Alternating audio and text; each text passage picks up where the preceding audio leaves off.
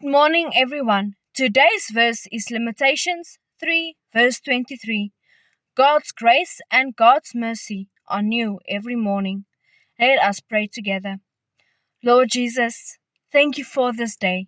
Lord, thank you for everything that you have given us and will give to us.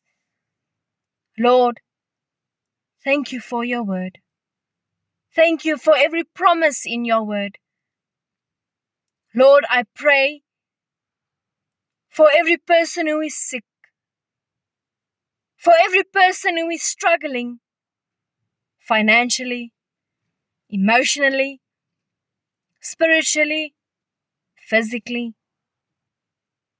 Lord, thank you for everything that you have given us. Lord, thank you for every gift. Thank you, Jesus, for every blessing. Lord, you are enough for us. Lord, thank you that you give us more than we ask you. Lord Jesus, help us to be grateful. Help us to be grateful in everything. In every circumstances, help us to be grateful, Jesus. Lord, thank you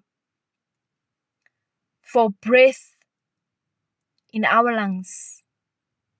Lord, thank you for eyes that can see. Lord, thank you that we can trust in you. Lord, thank you for your love.